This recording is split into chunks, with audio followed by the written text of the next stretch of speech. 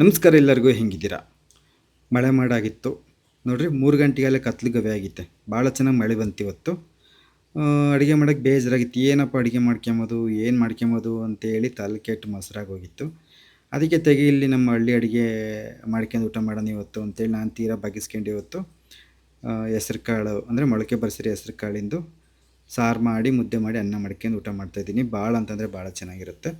ಇದು ಹಳ್ಳಿ ಕಡೆ ಹಿಂಗೆ ಮಾಡ್ತಾರೆ. ತೀರಾ ಏನು ಮಾಡೋದಕ್ಕೆ ಅಡುಗೆ ಮಾಡೋದಕ್ಕೆ ಮನಸ್ಸಿಲ್ಲ ಅಂದಾಗ, ಆಮೇಲಿಂದ ತೀರಾ ಮಸಾಲೆ ಪದಾರ್ಥಗಳು ಮಸಾಲೆ ಅಡುಗೆಗಳೆಲ್ಲ ತಿಂದು ಬೇಜಾರಾಗಿದ್ದಾಗ ಇಂಥ ಅಡುಗೆ ಮಾಡ್ಕೊಂಡು ಉಣ್ತಾರೆ. ಯಾಕಂತಂದರೆ ಇದು ಭಾರಿ ಒಳ್ಳೆಯದು ಆರೋಗ್ಯಕ್ಕೆ. ಹೊಟ್ಟೆ ಭಾಳ ಏನೋ ಹಗುರ ಅಂತ ಅನಿಸುತ್ತೆ ಊಟ ಮಾಡ್ಕೊಂಡಾಗ, ಅಷ್ಟು ಚೆನ್ನಾಗಿರುತ್ತೆ. ತುಪ್ಪ ಹಾಕ್ಕೊಂಡು ತಿಂತಿದ್ರಂತ ಯಾಕೆ ಕೇಳ್ತೀರಾ?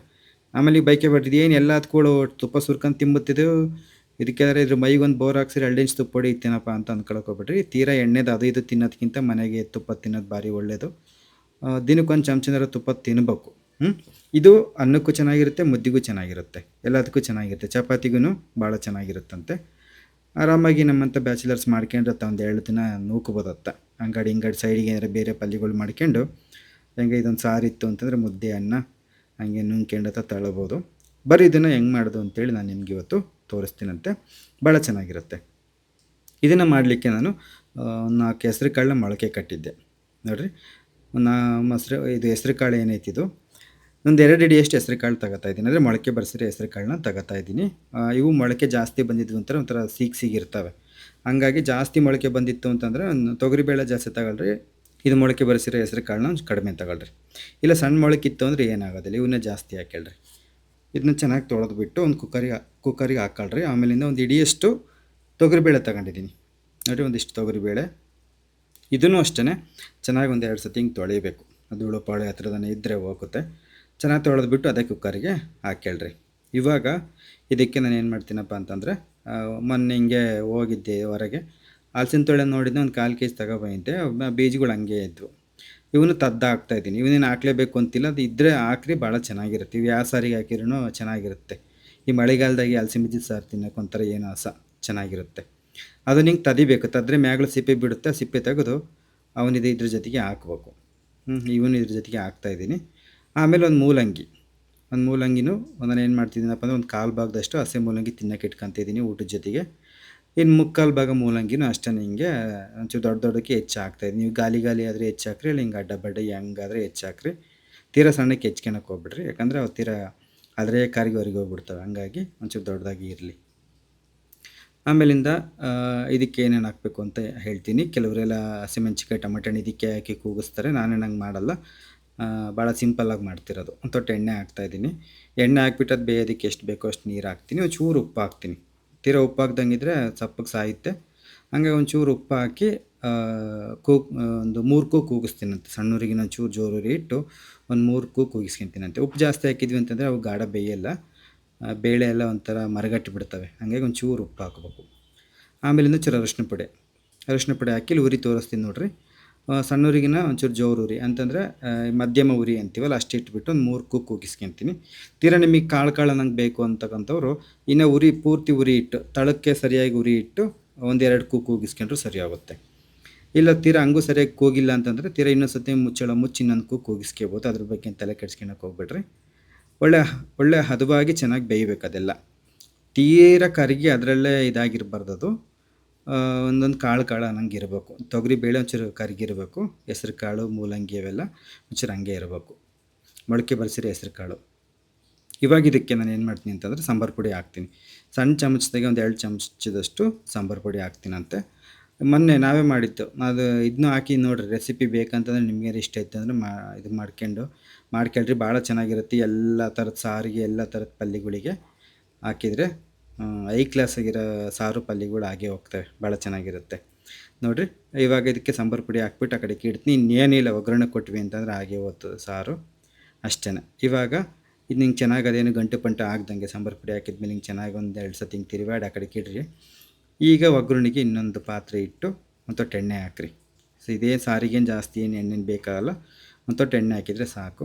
ಇನ್ನೇನು ಮಾಮೂಲಿ ನಿಮಗೆ ಗೊತ್ತೈತೆ, ಎಣ್ಣೆ ಕಾಯ್ತಿದ್ದಂಗೆ ಸಾಸಿವೆ ಕಾಳು ಜೀರಿಗೆ ಅವನ್ನು ಹಾಕಿ ಒಗ್ಗರಣೆ ಕೊಡೋದು. ಮಾಮೂಲಿ ನಿಮ್ಗೆ ಏನಾದ್ರು ಖಾರದ ಪುಡಿ ಬೇಕು ಅಂದರೆ ಖಾರದ ಪುಡಿ ಹಾಕಿಬೋದು. ನಾನಿಲ್ಲಿ ಹಸಿಮೆಣ್ಸಿಕಾಯಿ ಹಾಕ್ತಾಯಿದ್ದೀನಿ. ಸಾಮಾನ್ಯವಾಗಿ ಮಾಡಿದ್ರೆ ನಾವು ಹಸಿಮೆಣ್ಸಿಕಾಯಿ ಹಾಕ್ತೀವಿ ಜಾಸ್ತಿ. ನೋಡಿ ಸಾಸಿವೆ ಚಿಟಪಟ ಅಂದಮೇಲೆ ಜೀರಿಗೆ ಹಾಕಿದ್ದೀನಿ. ಆಮೇಲಿಂದ ಒಂದು ಸಣ್ಣದೊಂದು ಈರುಳ್ಳಿ, ಒಂದು ಹಸಿಮೆಣ್ಸಿಕಾಯಿ, ಕರಿಬೇವಿನ ಸೊಪ್ಪು ಈ 3 ಹಾಕ್ತಾಯಿದ್ದೀನಿ. ಜೊತೆಗೆ ಒಂದೆರಡು ಟೊಮೆಟೊ ಹಣ್ಣು ಹಾಕ್ತೀನಿ. ಕುಕ್ಕರ್ನಾಗೆ ನಾವು ಕೂಗಿಸ್ಕೊಂಡಿರೋದೇನಾದ್ರೆ ಭಾಳ ಕರಗಿತೆ ಅನ್ನಂಗಿದ್ರೆ ಒಗ್ಗರಣೆನ ಜಾಸ್ತಿ ಮಾಗಿಸ್ಬಿಟ್ಟು ಆಮೇಲೆ ಕುಕ್ಕರ್ನಾಗಿರೋದು ಹಾಕ್ಬೇಕು.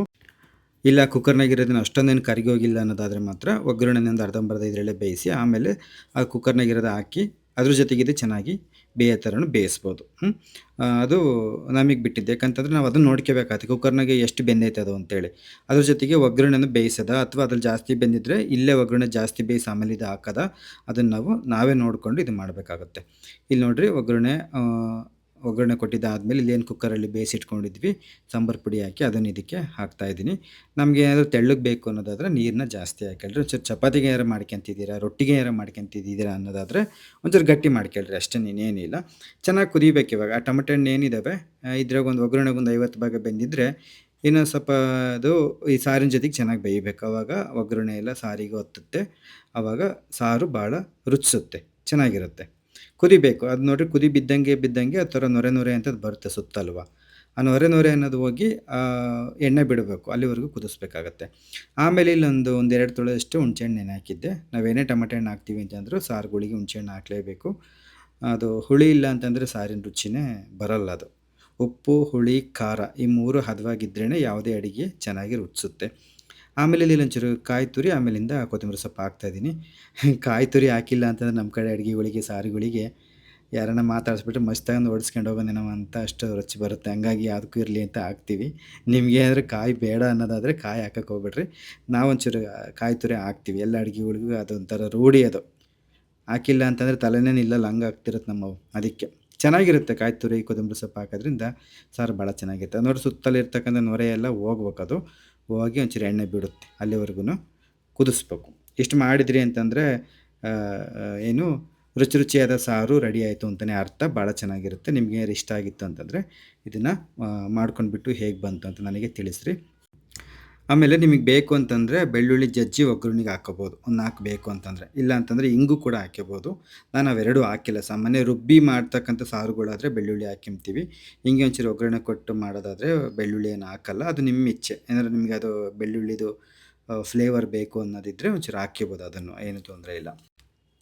ಹಾಗೆ ಇನ್ನೊಂದು ವಿಚಾರ, ನಿಮ್ಮ ಪ್ರೀತಿ ಪಾತ್ರರ ಹುಟ್ಟುಹಬ್ಬಕ್ಕೆ ಶುಭಾಶಯಗಳನ್ನು ನಮ್ಮ ವಾಹಿನಿಯ ಮೂಲಕ ತಿಳಿಸಬೇಕು ಅಂತ ನಿಮಗೇನಾದರೂ ಇಚ್ಛೆ ಇತ್ತು ಅಂತಂದರೆ ನೀವು ನಮ್ಮ ರೀಸೆಂಟ್ ವಿಡಿಯೋಗೆ ಬಂದುಬಿಟ್ಟು ಅವರ ಹೆಸರನ್ನು ಕಮೆಂಟ್ನಲ್ಲಿ ತಿಳಿಸಿ. ನಾನು ನೆಕ್ಸ್ಟ್ ವಿಡಿಯೋದಲ್ಲಿ ಅವರ ಹೆಸರನ್ನು ಹೇಳಿಬಿಟ್ಟು ಅವರಿಗೆ ಶುಭಾಶಯಗಳನ್ನು ತಿಳಿಸ್ತೀನಂತೆ. ಕಾಮೆಂಟ್ ಸೆಕ್ಷನಲ್ಲಿ ಅವರ ಹೆಸರು, ಅಮ್ಮಮ್ಮ ಅಂದರೆ ಊರಿನ ಹೆಸರು, ಇದು ಎರಡಿದ್ರೆ ಸಾಕಾಗುತ್ತೆ. ಇದಕ್ಕಿಂತ ಹೆಚ್ಚಿನ ವಿವರಗಳು ಬೇಡ. ಯಾಕಂತಂದರೆ ಕಾಮೆಂಟ್ ಸೆಕ್ಷನಲ್ಲಿ ಹೆಚ್ಚಿನ ವಿವರಗಳನ್ನು ನೀಡೋದು ಸುರಕ್ಷತೆಯ ದೃಷ್ಟಿಯಿಂದ ಅಷ್ಟು ಒಳ್ಳೆಯದಲ್ಲ. ನಂಬರ್ ಆಗ್ಬೋದು, ಇನ್ನು ಪೂರ್ತಿ ಅಂಚೆ ವಿಳಾಸ ಆಗ್ಬೋದು, ಇದೆಲ್ಲ ನೀಡೋದು ಬೇಡ. ಅವರ ಹೆಸರು ಮತ್ತು ಅವರ ಊರಿನ ಹೆಸರು ಇದೆರಡು ಕೊಡೋದ್ರಿಂದ ಏನೂ ಸಮಸ್ಯೆ ಇಲ್ಲ. ಇವೆರಡನ್ನು ನೀವು ಕೊಟ್ಟರೆ ಅಂತಂದರೆ ನನಗೆ ಯಾವ ಒಂದು ವಿಡಿಯೋದಲ್ಲಾಗುತ್ತೆ ಆ ವಿಡಿಯೋದಲ್ಲಿ ಅವರಿಗೆ ಶುಭಾಶಯಗಳನ್ನು ತಿಳಿಸ್ತೀನಂತೆ. ಇವತ್ತು ಹುಟ್ಟುಹಬ್ಬ ಇತ್ತು ಅಂತಂದರೆ ಇವತ್ತೇ ನನಗೆ ಶುಭಾಶಯಗಳನ್ನು ತಿಳಿಸ್ಲಿಕ್ಕೆ ಆಗದೇ ಇರ್ಬೋದು. ಆದರೆ ನೆಕ್ಸ್ಟ್ ವಿಡಿಯೋದಲ್ಲಿ ನಾನು ಯಾವಾಗ ವಿಡಿಯೋ ಮಾಡ್ತೀನಿ ಆವಾಗ ಅವರ ಹೆಸರನ್ನು ಬರೆದಿಟ್ಕೊಂಡ್ಬಿಟ್ಟು ಅವರಿಗೆ ಖಂಡಿತವಾಗ್ಲೂ ವಿಶನ್ನು ಮಾಡ್ತೀನಂತೆ. ಯಾಕಂತಂದರೆ ನಾವು ಹೆಚ್ಚಿಸಿ ವಿಷಯನ ಮಾಡೋದ್ರಿಂದ ಅವರ ಆಯುಷ್ಯ ಜಾಸ್ತಿ ಆಗುತ್ತೆ ಅಂತ ಕೆಲವು ಕಡೆ ಆ ಮಾತು ಕೂಡ ಇದೆ. ಹಾಗಾಗಿ ಇವತ್ತು ಬೆಳಗಾವಿಯಲ್ಲಿ ದೀಪಾ ಅವರು ಹುಟ್ಟುಹಬ್ಬವನ್ನು ಆಚರಿಸ್ಕೊಳ್ತಾ ಇದ್ದಾರೆ. ಅವರಿಗೆ ನಮ್ಮ ವಾಹಿನಿಯ ಕಡೆಯಿಂದ ಹುಟ್ಟು ಹಬ್ಬದ ಹಾರ್ದಿಕ ಶುಭಾಶಯಗಳು. ದೀಪಾ ಅವರೇ, ನಿಮಗೆ ದೇವರು ಸುಖ, ಶಾಂತಿ, ನೆಮ್ಮದಿ, ಆರೋಗ್ಯವನ್ನು ನೀಡಿ ಸದಾಕಾಲ ಕಾಪಾಡಲಿ. ದೇವರು ಹೆಚ್ಚಿನ ಧೈರ್ಯವನ್ನು ನಿಮಗೆ ಕೊಟ್ಟುಬಿಟ್ಟು ಯಾವಾಗಲೂ ನಿಮಗೆ ಬೆಂಗಾವಲಾಗಿರಲಿ ಅಂತೇಳಿ ನಾನು ದೇವರ ಹತ್ರ ಪ್ರಾರ್ಥನೆಯನ್ನು ಮಾಡ್ತೀನಂತೆ. ಮತ್ತೊಮ್ಮೆ ನಿಮಗೆ ಹುಟ್ಟುಹಬ್ಬದ ಶುಭಾಶಯಗಳು. ವಿಡಿಯೋ ನೋಡೋದಕ್ಕಾಗಿ ಎಲ್ಲರಿಗೂ ಕೂಡ ಧನ್ಯವಾದಗಳು. ನಾನು ಮತ್ತೆ ಸಿಗ್ತೀನಂತೆ. ನಮಸ್ತೆ.